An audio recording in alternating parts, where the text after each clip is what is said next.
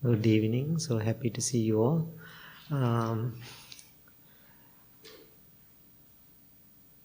Maybe people who are practicing a little bit longer period of time,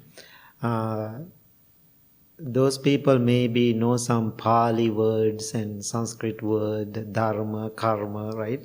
And so you are familiar with those words, right? Even almost like a dharma, karma is almost like English. And so today I'm going to tell you another word. Maybe some people already know. Tad, don't answer. Okay. And I know Tad knows already. And so there's a word in Pali or Sanskrit. It's called the Samsara. You heard that word? Samsara. Anybody heard? Samsara. No? Okay. Huh? Yes. Okay. Okay, Mary, tell me the meaning. Yeah. Yeah, what is the samsara? It's the inevitability of life. It's the suffering of life. It's a cycle. Okay, cycle, right? Okay. So, this is very famous word. We always say, oh, that's samsara. We always, in our culture, always use that, something happened in life. Oh, that's the nature of samsara. We always use that. So, the last 2 weeks, I experienced so many things in my life. And so, I was thinking about the samsara. Okay, it's a cycle of birth and death. So then I found a definition for myself, for my life and my own life experiences. And this is how I explain it. Keep doing the stupid things again and again and again. Same stupid thing we are keep doing again and again and again.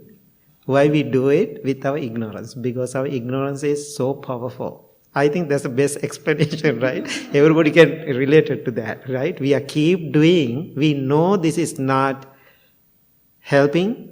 We know this is painful, but we are keep doing it. Even we know that, keep doing it. Why is that? There is some comfort in it. There is some comfort in it. That comfort pushing you to continue in this samsara. In the American culture, that would be the first steps toward insanity. Okay. Doing the same thing and expecting a different result. Right.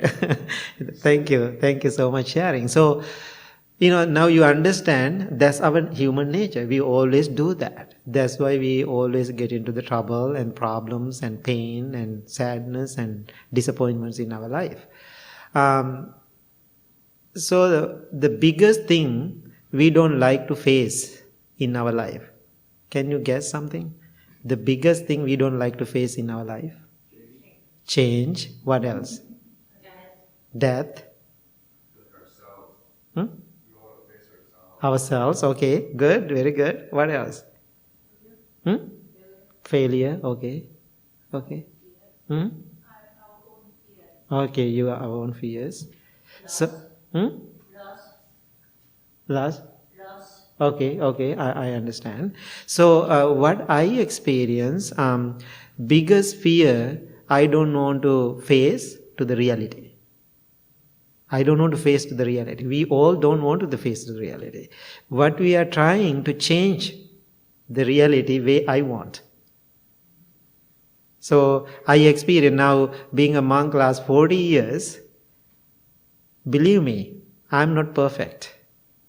You are not late, don't worry.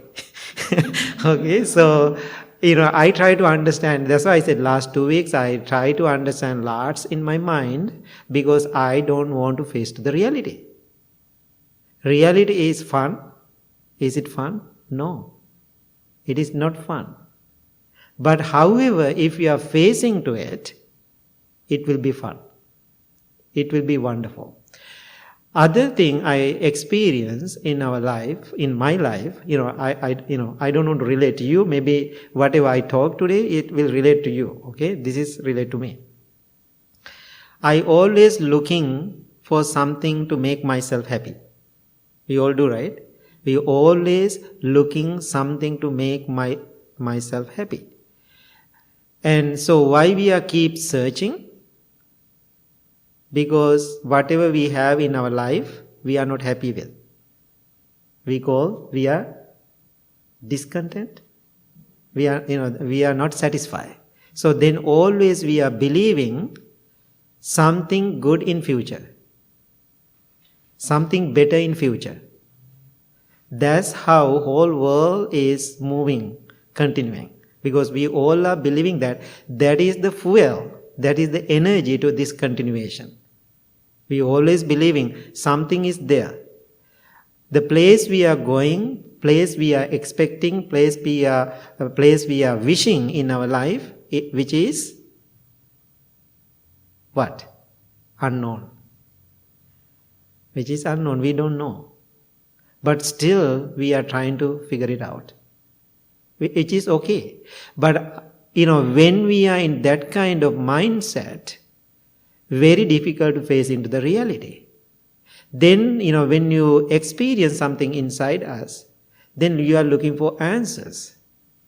This is how I was looking for answers whole my life. I figured it out. Last 2 weeks helped me to see everything different perspective. So, I always looking for something good in my life. I call something good. I'm looking for something good. When I'm looking for something good, what is next? No, there's something bad too. Right? If my goal is looking for something good, definitely something bad will come too. So in this existence, there's a duality. Always there's two. Always, that is the place I am stuck in now. Because always I am looking for something for fun. Then what will happen? When I don't get that fun part, then what is happening? Disappointment, sadness. So that's why I said there's a duality. Always we are in the extreme. Now when we are hungry, what we are thinking? I want to eat. Then how you feel when you eat? First you feel good. When it is, the too full, what do you feel? Bad. How many people after Thanksgiving complaining about it? I can see every Thanksgiving, people are so excited for the Thanksgiving. Then end of the Thanksgiving, they feel terrible and feel bad. That's my experience being here in Thanksgiving. So then you are thinking, after Thanksgiving, you are thinking, I don't want to eat. I don't want to eat. So then you are not eating, then there's a comfort. Why? Your stomach is feel good, comfortable. When you don't have food in your stomach, how you feel? You feel hungry. Is it fun? No, it is not. Then whatever you do, that is happening in our life. So this is my experience. This is what I realize. So if I really want to be happy, I don't know the word for that. I have to use this whatever limited words. If I really want to figuring out what I have to do now, that's my question. I figure it out. I have to give up both. Without giving up both, there is no satisfaction. In spiritual satisfaction, inner satisfaction, I'm not talking about eating food, but inner satisfaction without giving both, we never get it.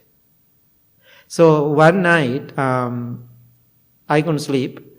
So then I start to think about this, whatever I practiced many years and all those things. And so then I experienced the good thing about, I have all those things in my head.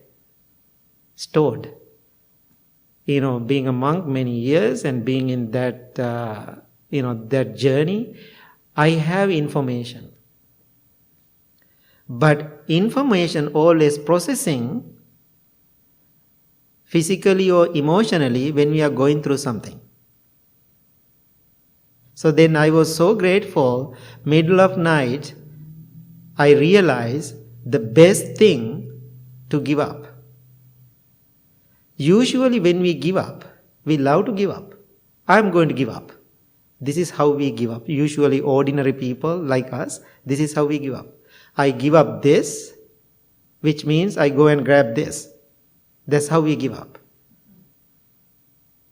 So real give up means if you give up something, after that there's nothing to attach. That's a completely giving. For us, we always think, I'm going to let it go. Let it go means we are going to get something other corner, you go and collecting more. You can see what we are doing now. So what I'm asking today, the best way to realize, best way to be content, satisfied, being in the middle. Being in the middle. You heard the historical story of the Buddha. You know the story. He always, what he did, he always go to those extremes when we are searching the truth. Finally, he realized, I didn't eat, now I am in pain. I am eating too much, then I am in pain, uncomfortable. So what I had to do now, we had to stand in the middle. We call the moderation or middle path or whatever word you want to use. You have to stand middle. So the middle ground is a perfect place for you to receive wisdom. Until you stand in the middle, you never open your heart and mind to understand something beautiful. Why? Always you are leaning to those ends. So after you are standing in the middle ground, you are practicing meditation, you are making your life, everything you are doing in your life being in the middle. But still you are not fulfilled. So one day you want to completely fulfill, completely surrender. If you want to do that, what you have to do next?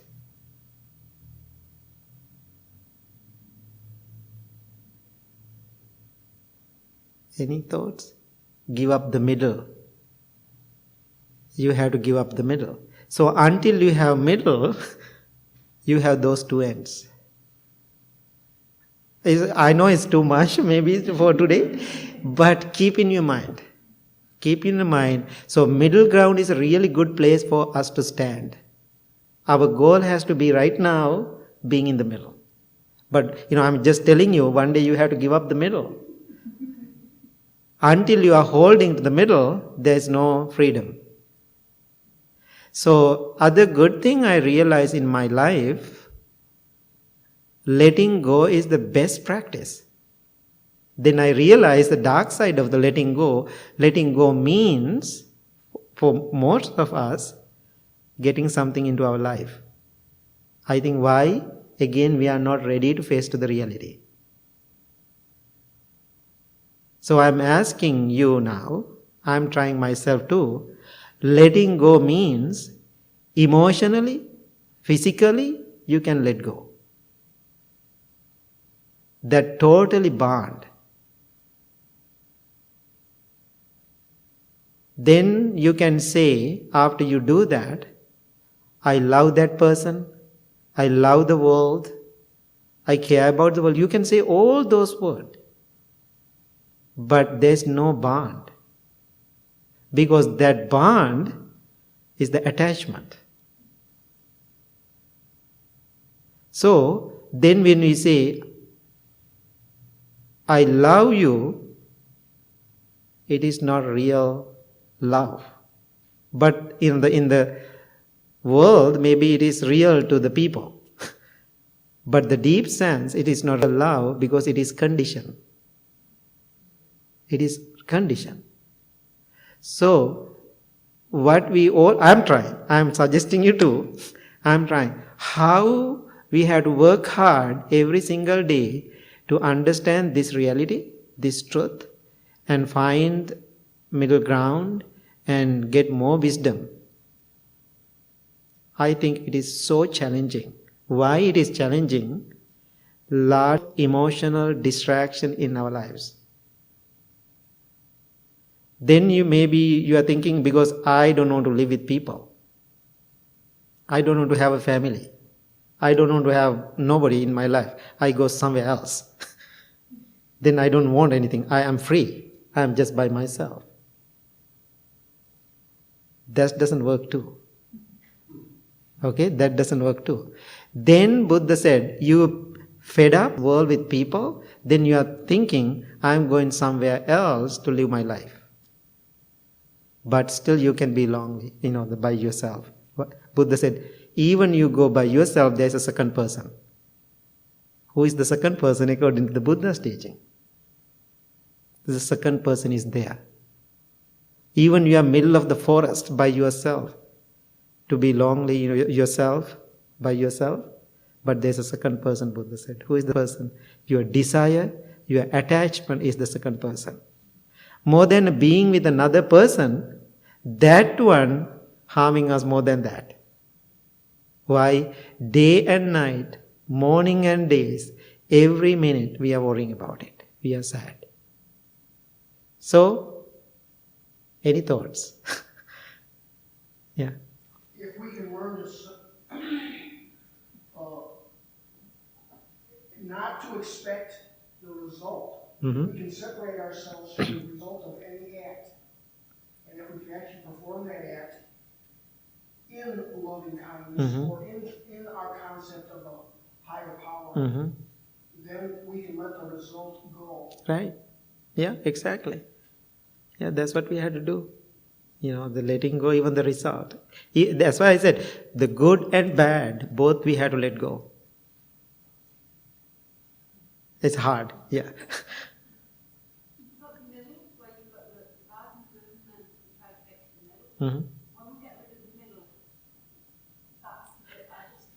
Yes, I'm not going to explain that one today. If I going to explain that, what is after that, you are going to go crazy.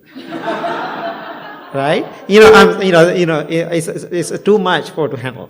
But right now, being in the middle ground is the best thing to do. Right? Now think about it. That's a really good. Now we are thinking, what is next? Right? I understand. I'm totally respect. What you ask. I'm so grateful. But same time, we can learn from that. I know I can explain that too, because I'm not there too, but I can, feeling my senses, my experience, I can say something, but it is too much for you to, for people to handle. But it will come later. Just keep coming to the Blue Lotus. All the answers will come in the right time. So right now, goal has to be how I am going to stand in the middle without going to those extremes. Right? So now think about somebody said, you are beautiful. You are so happy. Somebody said, you are ugly. Then you are unhappy. If somebody said, you are beautiful or ugly or great, doesn't matter. Just, okay. Right? I remember, I don't know to say the name, one of our long-time friends, and now he's not coming to the temple. Bhikkhuni knows him really well. One day he asked me to come to his house. I was almost in Chicago. That person was almost in, Wisconsin area, Bhikkhuni. So he called me and said, Bhante, I'm emotionally overwhelmed. I really want to see you. Please come to my house. I don't have a car. I said, okay, thank you so much for calling me, but I cannot. I'm in Chicago right now. I'm ready for my workshop. It's a couple of hours to get there. I asked him, what's going on? Nothing much. Emotionally, I feel drained. I said, I'm very sorry, my friend. I cannot make it today because it's not urgent. You can handle. You have practice. You have teaching. He was so upset with me. He said, you are the most unkind monk I ever met. And he hung up the phone. So I'm almost ready to teach loving kindness workshop. And so, I have to start now. Now think about in that moment, I start to laugh myself because I didn't have a time to even say a word. Because he hung up the phone. I just laughed the phone. And so then 2 weeks or 3 weeks later, I'm doing meditation here. I can see this person sitting in front of me. I have all those stories with people, right? And so it's totally fine with me. Then he came to me and said, oh, I want to apologize. I was so mean to you. I said, really? You are not mean to me. You are mean to yourself. It didn't affect to me. Because you said, that I'm most unkind monk. And how many times you said I'm kind? So at that moment, I don't know, maybe 10 years ago he will say me, I will punch his face. Right? So, and, something like that. But, what I'm telling you, and so my practice getting better, I can handle both. Then I said, my friend, both is belong to you. It is not mine. Because that's how you see it. Because I don't know. So what I'm suggesting you, when you go to those extremes, it's very difficult. One time, I gave a talk like this. One person sent me a long email. So she said she doesn't like what I said. She doesn't like what I said. I said, if you don't like it, you have to handle it. So I cannot do much about it. But, I was so straight and still, and she's living in another state. Actually, yesterday she sent me a message, and still we are good friends. So we have to understand how that practice affected your own life. So any other thoughts about what I said? Definitely I'm going to talk about it one day. What I'm going to, not today, because no time for today. It's a big topic. Anything else? So let's summarize. What is the samsara? What is my definition? Same stupid thing again and again. That's better to remember, right? And we are keep doing the stupid things again and again, even we know it is painful. There is a duality in the world, always going to the two things, right? So don't get into the duality. Don't get into the extremes.